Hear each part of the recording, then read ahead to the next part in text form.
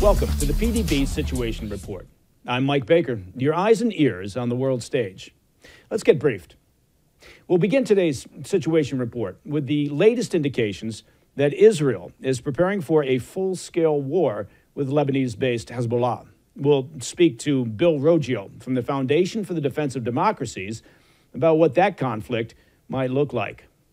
Later, we'll move to the southern border and reports that the Department of Homeland Security have identified more than 400 migrants who came to the U.S. via a human smuggling network allegedly connected with the Islamic State. Oh, good. ISIS. And we'll close out the show with a look at the release this week of WikiLeaks founder Julian Assange. But first, today's Situation Report spotlight. Israel's prime minister and president visited their nation's northern border on Wednesday, meeting with military commanders as tensions with Hezbollah in Lebanon rise. Now, the border between the two countries has seen daily exchanges of fire between Israeli forces and Iran-backed militants ever since the 7 October attacks. The visit comes as Israel's government has begun indicating a change in their wartime strategy from prioritizing Hamas fighters in Gaza to Hezbollah militants in the north. In an address earlier this week, Prime Minister Netanyahu said that the intense phase of the war against Hamas was beginning to wrap up and that the military was preparing to shift their primary focus to the escalating fighting with Hezbollah militants in Lebanon. Critically, Netanyahu stressed that even as the military moves its priorities to Lebanon, operations in Gaza would continue until Hamas was eradicated. Netanyahu said, quote, "It doesn't mean that the war is going to end, but the war in its current stage is going to end in Rafah. This is true. We will continue mowing the grass later," end quote. Interesting way to put it. As we've been regularly discussing on the PDB, fighting along Israel's northern border with Hezbollah militants in Lebanon has intensified in recent weeks, and there's no sign that the escalation will end anytime soon. Hezbollah has been attacking from the north in solidarity with Hamas ever since the brutal 7 October attacks by Hamas, which of course kicked off this entire conflict. However, the Hezbollah strikes are increasingly going deeper into Israeli territory. Officials from the U.S. and Western allies have been voicing concern in recent weeks that the fighting risks devolving into a full-scale war. Air Force General C.Q. Brown, he's the chairman of the Joint Chiefs of Staff, reiterated those concerns following Netanyahu's speech, saying that the U.S. would have a much harder time defending Israel in a full-blown conflict with Hezbollah due to the short range between Lebanon and Israel. He fears Hezbollah could overwhelm Israel's Iron Dome air defense system. He also warned that an all-out war with Hezbollah would likely draw in the group's primary funder, and we all know that's Iran. Brown said, quote, "Hezbollah is more capable than Hamas as far as overall capability, number of rockets, and the like. And I would just say I would see Iran being more inclined to provide greater support to Hezbollah. Again, all this could help to broaden the conflict in the region," end quote. Well, he's not wrong. Despite his remarks, senior U.S. officials have told Israeli leaders that the U.S. is ready to back Israel and offer security assistance in the event of a full-scale war with Hezbollah. Meanwhile, as talks of escalation continue, reports have emerged that Iran has accelerated the smuggling of rockets and other weapons to Hezbollah using the main airport in Lebanon's capital city of Beirut. That's the Rafik Hariri airport. The reports suggest Iran is gearing up for a wider conflict in the region through their terrorist proxy. Now, just last week, Israeli leaders warned Hezbollah that if they continued their attacks, they faced the imminent prospect of, quote, all-out war. The warning came after Hezbollah released 9 minutes of drone footage showing Israeli military and civilian locations inside the country. Shortly after the warning, senior commanders in the IDF announced that the military had approved operational plans for an offensive in Lebanon, increased the readiness level of their troops, and begun relocating resources and troops to the north. Still, Israeli Defense Minister Yoav Gallant told officials in the Biden administration that they would prefer a diplomatic solution. He added, however, that Israel's military is capable of taking Lebanon, quote, back to the Stone Age in any war with Hezbollah. So, What exactly would, on that cheery note, might I add, what exactly would an all-out war between Israel and Hezbollah look like? When we come back, we'll toss that question to Senior Fellow at the Foundation for the Defense of Democracies, Bill Roggio. We'll be right back.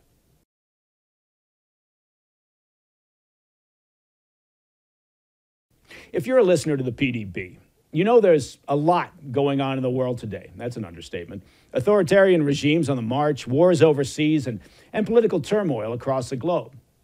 That's why now more than ever, you should support those on the right side of history. And I'm talking about here Blackout Coffee. It's committed to your values, supporting constitutional rights and certainly those on the front lines, the troops, local law enforcement, and they honor all hardworking Americans. Look, I'm proud to recommend Blackout Coffee. This is a coffee company that is 100% committed to the American traditional values. From sourcing the beans to the roasting process, customer support and shipping, they've got an incredible work ethic, and they're dedicated to promoting your principles, and they accept no compromise on taste or quality. Check out blackoutcoffee.com/PDB and use coupon code PDB for 20% off your first order. Ditch those other guys. I'm serious. Ditch them. Blackout Coffee remains true to our values. That's blackoutcoffee.com/PDB or use code PDB for 20% off your first order. As they say, be awake, not woke.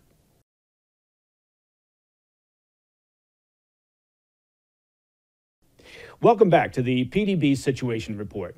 Joining me now is Senior Fellow at the Foundation for the Defense of Democracies and editor of the FDD's Long War Journal, Bill Roggio. Bill, listen, thanks very much, man. I appreciate your time. I appreciate you joining us here on the Situation Report. Always a pleasure. Looking forward to the conversation. Excellent, excellent. Well, hopefully I won't let you down.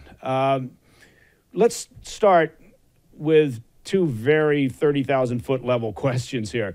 One is, how likely, in your opinion and from your experience, is an all-out war up north between the IDF and Hezbollah? And then the next one, there's a lot of playing room here, but what would that look like? I think it's highly likely that we'll see Israel and Hezbollah go into a full-scale war. They're currently at war right now. It's just lower intensity than we would expect a full exchange between the two. Israel has over 60,000 citizens displaced. Any one of these attacks that are occurring daily would have solicited a violent response by Israel prior to October 7th. Now we have multiple attacks like these occurring daily. This isn't sustainable. Hezbollah is basically dictating the pace, which Israel cannot allow. I think it's just a matter of time. It might be 1 month. It might be 2 months. Certainly the U.S. is doing everything it can to delay this war because it fears a wider regional war, which I also would argue is currently happening.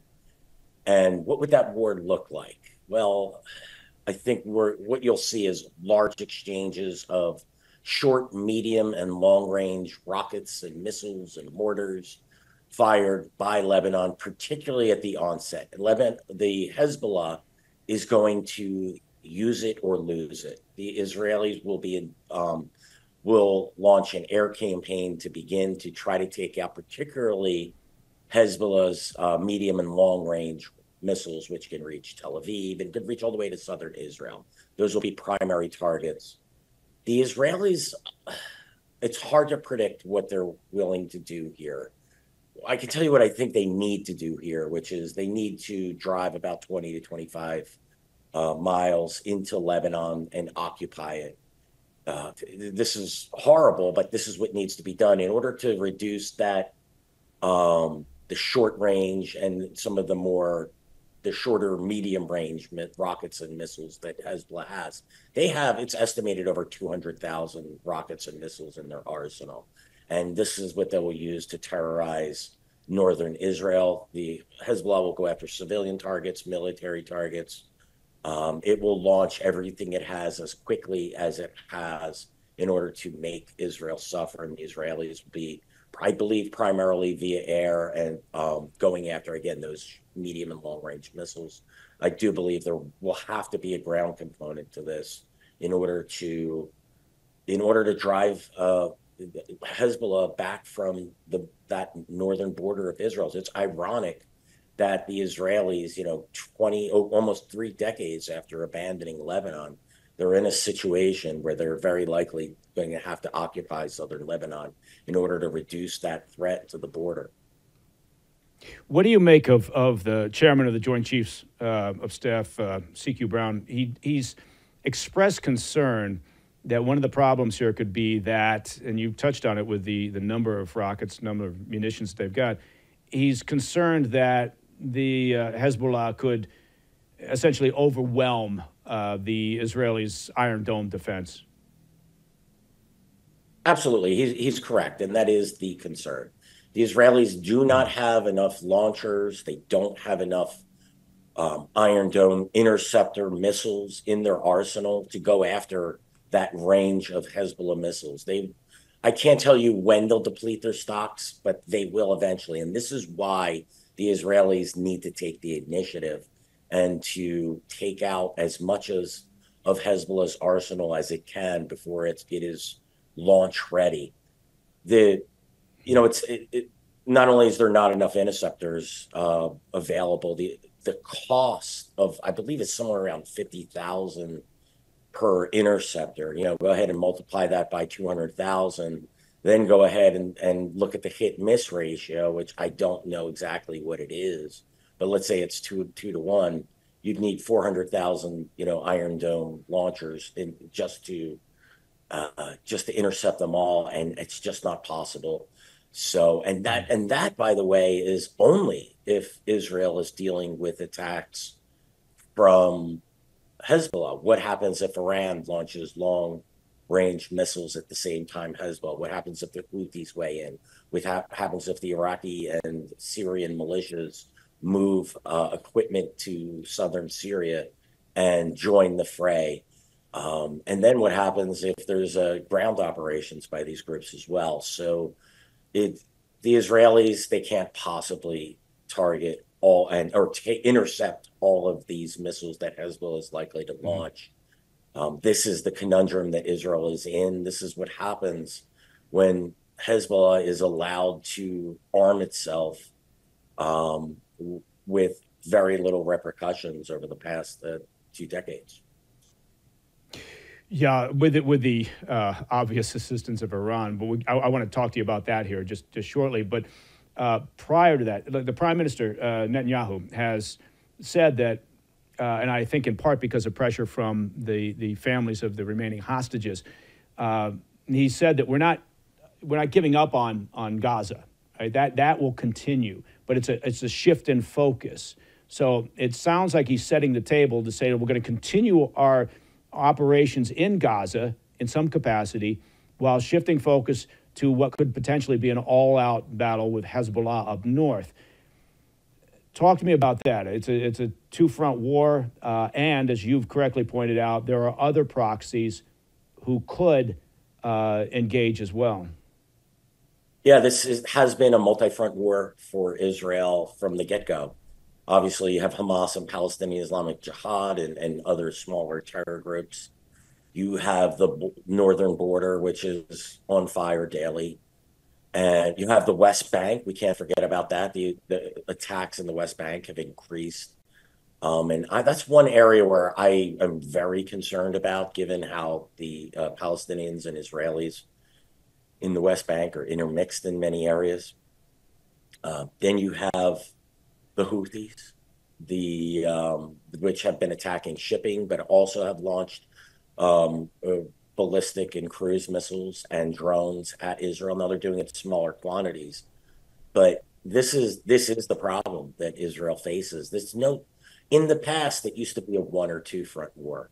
Now it's. I also neglected to mention the Iraqi and Syrian militias, which can organize either in Syria or can provide support to Hezbollah and Lebanon as well. I view them as a strategic reserve with large numbers and battle-hardened fighters. So this is the noose, as I call it, that has been closing on Israel particularly over the last 15 years. The Israelis have been focused on, or should I say, they've been fighting more of a tit for tat type war against Hezbollah and against Hamas. And meanwhile, their enemies have been gathering strength and have been closing in on Israel. Gaza is a major issue, and the Israelis, by dragging out the war in Gaza, by failing to secure the Philadelphia corridor, that is the border with Egypt, that should have been done on October 8th. That operation should have started. And then they should have done a hammer and anvil approach against Hamas's battalions, started south, or they could have started south and north and met in the middle. But they've been doing this piecemeal, dragging this out, which has complicated the problem with Hezbollah, has allowed Hezbollah. It has emboldened Hezbollah because they're learning, and all of the so-called axis of resistance, the militia that is put together by Iran, and it's emboldened them because they're seeing Israel accepting this increased level of violence against them in the north. And now everyone's weighing in, and this just further complicates the problems for Israel. Yeah.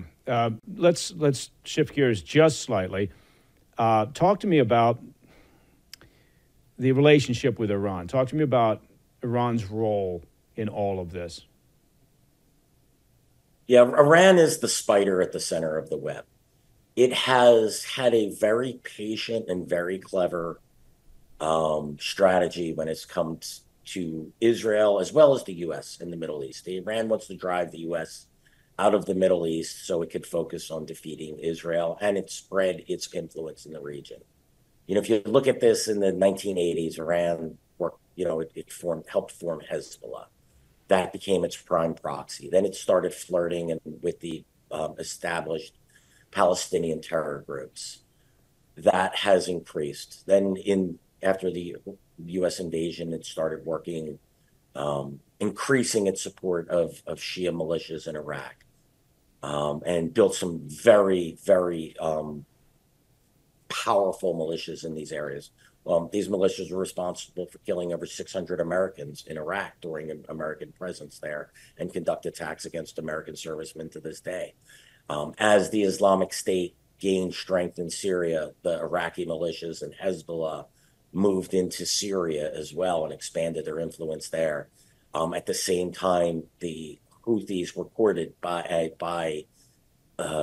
that's the militia in Yemen, were courted by the Iranians as well. And now the Houthis are a militia with the most advanced weaponry: anti-ship ballistic missiles, anti-ship cruise missiles, advanced drones, underwater and above water drones that they've used effectively to blockade the Red Sea and the Gulf of Aden. The U.S. part of it as well, but they're having trouble militarily as well, dealing with the Houthis. And the Iranians put this all together. They call this the axis of resistance. What part of the problem Israel is having here is it's fighting Hamas, it's fighting Hezbollah, it's fighting Palestinian Islamic Jihad, but it's not going after the real leader here, or the core of the problem, and that is Iran. Iran has not been made to pay a price for organizing these militias. Iran has built up a sort of you could call it, plausible deniability. Everyone knows what's happening, how Iran is supporting this, but the international community looks the other way and says, "Oh, this is an Israel-Palestinian problem. This is an Israel-Hamas problem." Ultimately, it's an Israel-Iran problem, and Iran pays little to no price for directing attacks on Israeli soil. And until that changes, you're going to continue to see that noose tight. Bill Roggio, Senior Fellow at the Foundation for the Defense of Democracies and editor of FDD's Long War Journal. Listen, thank you very much. I really appreciate your time and joining us here on the Situation Report, Bill. Pleasure was mine. Happy to join you again. Excellent. Thank you, man. All right, coming up next, we'll examine a troubling report from the Department of Homeland Security about potential ISIS links among migrants crossing our southern border. And we'll discuss that with the Senior National Security Fellow at the Center for Immigration Studies, Todd Bensman.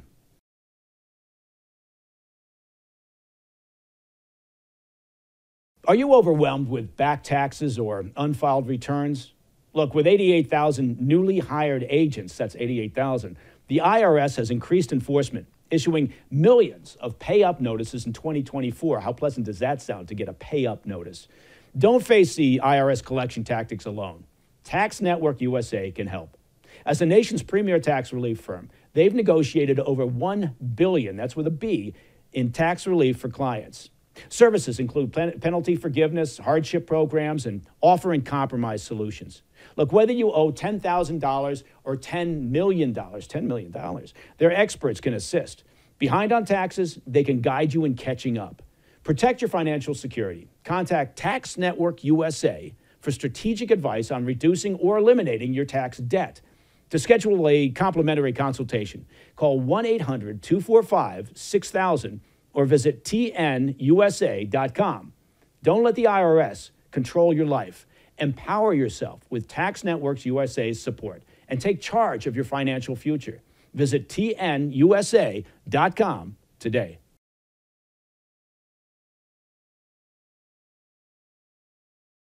Welcome back to the PDB Situation Report.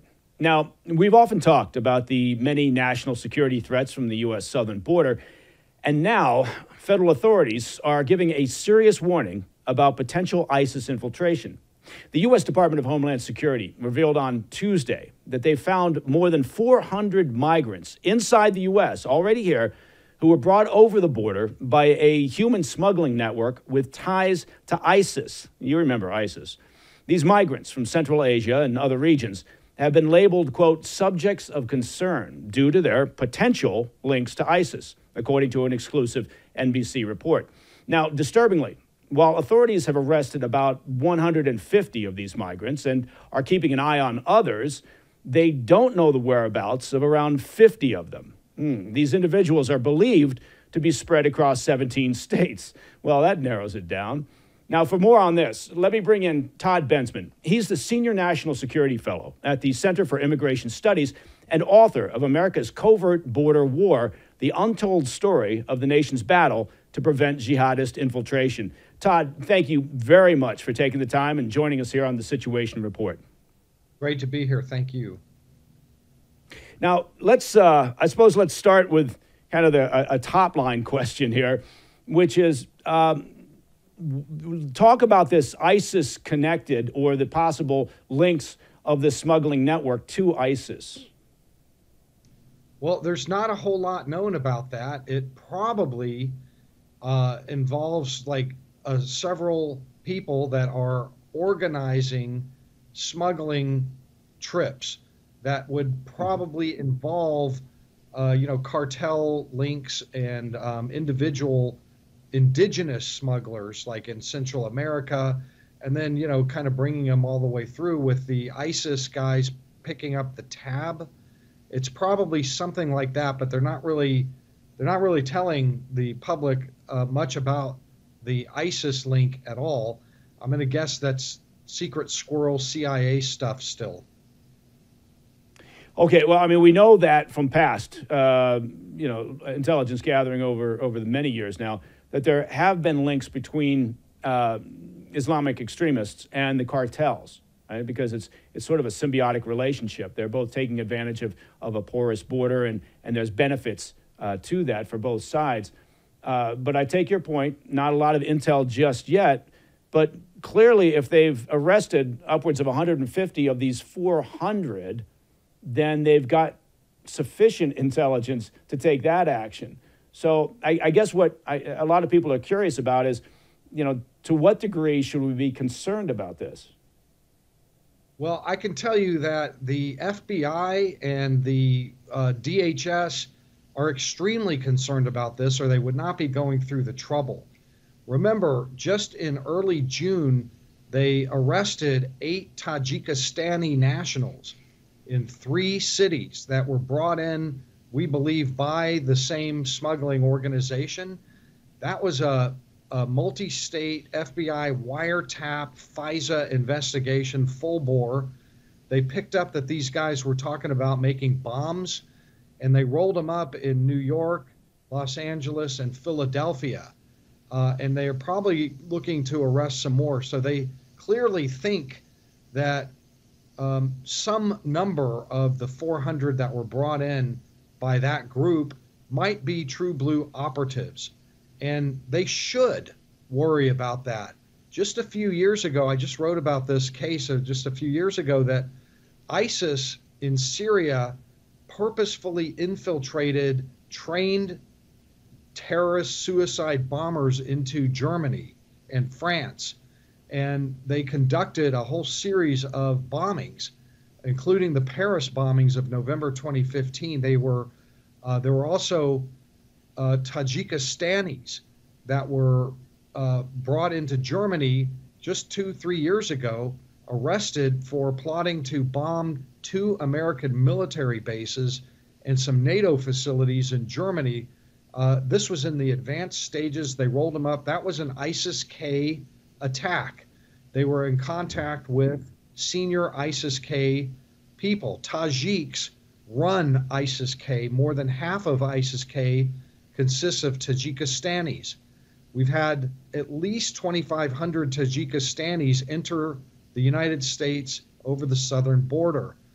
Clearly, some of them were brought in by this group, whoever they are, that seem to be ISIS-K. So that's where the FBI's head is at right now. And the arrests and this news from NBC also should remind us that Christopher Wray, the FBI director, has been shouting from the rooftops, there is an ISIS smuggling organization out there that we're very worried about connected to the border. So this operation, he said that in congressional testimony at least twice. So this operation of tracking down the 400 has probably been going on for at least a year, months and months, where they're tracking them down one by one to make sure that they're not terrorists. And if they can't be sure, I'm hoping that they're deporting them and not just simply releasing them. And that the big question is, did they find anyone who actually was an operative beyond these 8 that they've arrested too? So it's a huge mess. It's a completely legitimate national security story. It's the biggest terrorism-related kind of operation on U.S. soil related to border crossing that I've ever seen, and I wrote the book on this. Right. No, I mean, you described it accurately, I think, anyway. We're on the same sheet of music that it's a huge mess. Apparently, Secretary Mayorkas doesn't actually feel the same way because he had an opportunity to talk about this and decided instead to just say that the reporting wasn't true because it appeared as if he was just wordsmithing the question that came from, I believe it was an MSNBC reporter who said, about the 400 ISIS-linked individuals, when in fact there are 400 individuals who appear to have been brought across by a smuggling network with links or associations to ISIS. So Secretary Mayorkas, rather than going into detail and talking about this, because that would possibly show that the border situation was a problem for the Biden White House, he said it's just not true. I mean, what do you make of that magical effort? I didn't hear him say what wasn't true. There could have been some small smidgen thing in the story that wasn't right.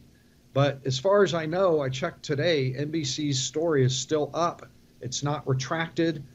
There's nothing significantly changed in it. They seem to be standing by their story. And I didn't hear a full refutation from Mayorkas. From your experience, from all the work that you do, I want to shift just slightly. Talk to me about the vetting process. We hear a lot about this. Like, these individuals were released into the States after determining they weren't on a terrorist watch list and they don't pose a national security threat. So I want to just touch on this idea of how accurate, how in-depth, how useful is this essentially due diligence on individuals before they're getting released? Yeah, that's a great question because Mayorkas is out there and his lackeys are out there saying our vetting, everybody gets vetted. We have a really thorough, rigorous vetting process. But here's what their vetting process is. Somebody comes in over the border, they give their fingerprints, they take a facial photograph, biometrics, and they run them through U.S. criminal history databases. And they'll run them looking for past criminal history in the United States. But most of them, I think probably all of them, have never been to the United States to commit a crime before. So, of course, they're going to come back clean.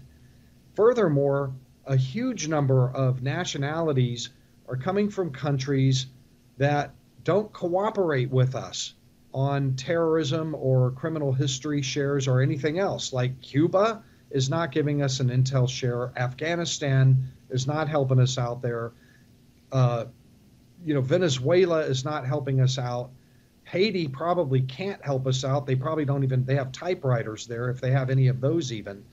So the point I'm trying to make is that the vetting is they may run everybody through a database check, but that means nothing in most of these cases. That's the problem. And I'll point one other thing out. One of the 8 Tajikistanis that was arrested for terrorism came through the CBP One app, where you can schedule your illegal entry over a land port of entry. 500,000 foreign nationals have been brought in this way, supposedly with permission. That's not permission. It's legally dubious at best to bring them in that way. But the same program has brought in 888 other Tajiks through the land bridges, and also thousands from other special interest countries, and they all go through that same crappy vetting system where, what are you going to do? Who are you going to call overseas to check on a Syrian that you let in, or Afghans that you let in on this program? No, I think and this is a problem. Look, there's so many layers to this, right? When you talk about trying to do the vetting, first of all, you talk about the tens of thousands of Chinese that have come across, and many of them through the San Diego sector. No social footprint for the most part, no social media footprint. We certainly don't have the language abilities, right, to start doing a thorough vetting job to understand who each individual is. As you pointed out absolutely correctly, many of these governments aren't cooperating. Many of them don't have the infrastructure anyway to access what we would consider to be, relevant databases. So there are so many problems here. And I guess, the concern is when President Biden talks about, the Republicans, refused twice to give me more CBP agents, right, CBP officers and resources. You would imagine that a number of those would just be put on the front line to go ahead and try to continue this vetting process, which isn't accomplishing anything anyway. So at the end of the day, where does this go? How do you improve? I know this is a very difficult question, and it's, we don't have time for it, but how do you improve the current system? If they're not going to secure the border, right, then how do you improve the current system that we've got in order to lock things down a little bit better so we don't then spend our time chasing potential terrorists or potential individuals who are linked to ISIS around the country now that we've already let them in? So I just testified before Congress about a month ago on the Chinese coming through here. And what I told the panel was that the Biden administration reduced the number of interview questions that CBP Border Patrol agents are supposed to ask each Chinese immigrant from 40 to 5 to make them go through faster. That's the problem. They don't. I'm sorry. The first thing is you have to care about your country, and you have to do the right thing by your countrymen. And reducing the number of questions from 40 to just 5 so that you could get them through fast, like all you care about is just getting them off the border. That's problem number one. Number two is interviews. I was in Intel for 10 years, Texas Department of Public Safety, and I was involved in all of this. When special interest aliens, people from countries of Muslim majority countries, 35, 40, came across, maybe 3,000 or 4,000 a year, the Homeland Security establishment always endeavored, under orders and protocol, to interview every single one of them in detention before they let them out of detention to just get a sense of who they are. And if you don't find anything, okay, but interviews by trained intelligence officers and FBI agents is absolutely necessary and all powerful in determining whether people are lying to your face or, going through their pocket trash, checking their backstory and all of that. That's what was happening before the Biden administration. Now they've invited. But Todd, I would argue in part. I'm sorry for interrupting. Just mindful of your time, but I would argue that was happening before. But it was happening before because it was much more manageable in terms of the numbers, right? Because we weren't dealing with the large numbers of people that we're dealing with now. Exactly. You are 100% correct. Now we're looking at from 4,000 special interest aliens a year, 80,000 and 100,000. I can tell you that none of that vetting, none of those interviews are happening at all. And even for the Chinese, they've reduced the number. It's just not happening. They're moving. They're not being detained. All of the programs that I describe in my book, America's Covert Border War, that's what the book is. It describes all the infrastructure that we have that's kept us safe are neutralized, neutered. They're gone. Nobody's doing them. Todd Bensman, Senior National Security Fellow at the Center for Immigration Studies. Listen, I've really enjoyed this. I know our viewers have really enjoyed your insight, your experience. So I wanted to say thanks very much for joining us here on the Situation Report. Thank you. Thank you. Anytime. Well, next up, WikiLeaks founder Julian Assange. You remember him. He's home in Australia today after a plea agreement with the U.S. government allowed him to go free. I'll have the details on that when we come back.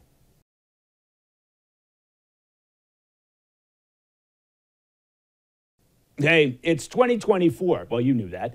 And you would think that at this point in time, we could get our hands on anything at any time, right? But that could not be the case when it comes to medical needs. And that's why, well, we all need to be prepared. Let me introduce you to something that can actually help you be prepared in case the medicines you need are hard to come by. And look, frankly, we've had record numbers of medication shortages this year alone. Introducing the Jase case. That's Jase, J-A-S-E, your personalized emergency medication kit with 5 essential antibiotics addressing common and deadly bacterial infections. Look, everyone should have life-saving medications on hand before an emergency. That's called being prepared. Getting a Jase case is simple. I've done it, and it could not be easier. Just fill out the online form at jase.com. From online evaluation to licensed pharmacy delivery, ongoing consultation and care, Jase handles it all. Visit jase.com and use code MIKE, that's M-I-K-E, at checkout for an exclusive discount on your order. Again, that's Jase, Jase.com, and use code MIKE. Don't wait until it's too late.